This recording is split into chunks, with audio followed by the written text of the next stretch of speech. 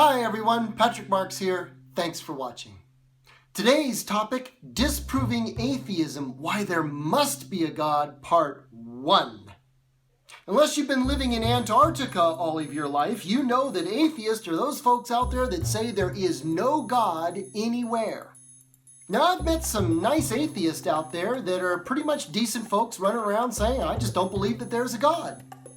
But I've run into some other atheists out there that think that bashing on people who are Christians or who believe that there's a God should really be an Olympic sport.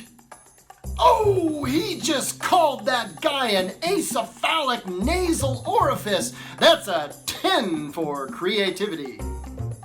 And you really gotta wonder sometimes if people are gonna get out of the 4th grade anytime soon.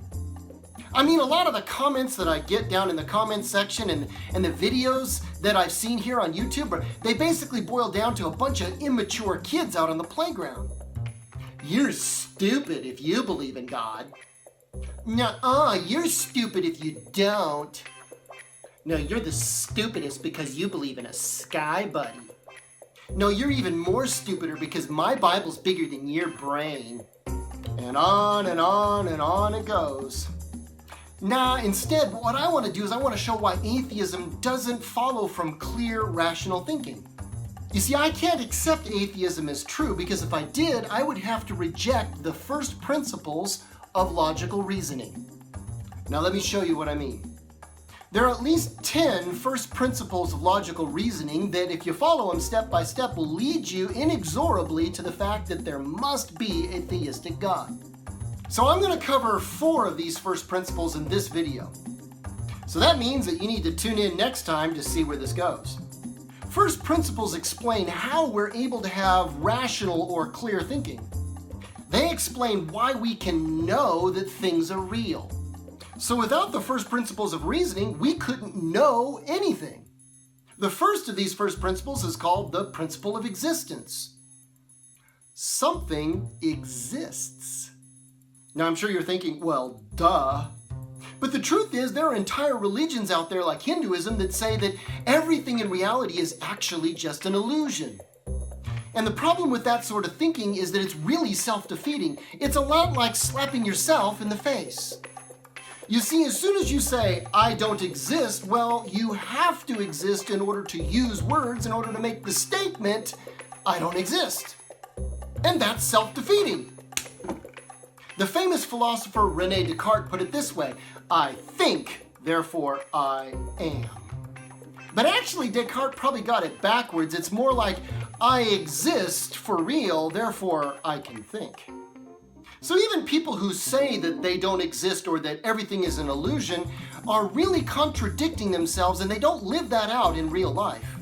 You can know this because people who say that still look both ways when they cross the street. But you gotta wonder why they would do that, because if everything is an illusion, so is the car that's coming at 55 miles per hour right in front of you. But not a whole lot of people want to test that theory out. I don't exist. Oh, that blood really does seem real to me. So something exists for real, and we all know it, and that means that there are real beings in the universe. The next one is called the first principle of identity. There are real beings in the universe, and guess what? They are what they are. We is what we is, folks.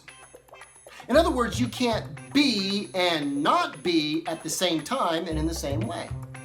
This is called the principle of non-contradiction. So being and non-being are opposites.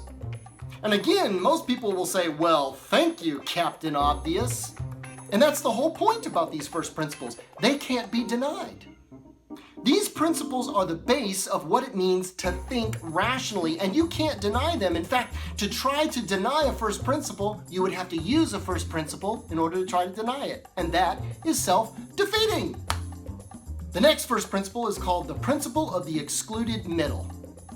Since something that is real and something that is not real are opposites, and since opposites cannot both be the same thing at the same time and in the same way, that means that there's nothing in the middle.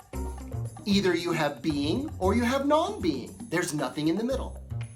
In other words, you either have something or you have nothing, and there's nothing in the middle. Why is that? Because if you had something that was half of something, it would still be something.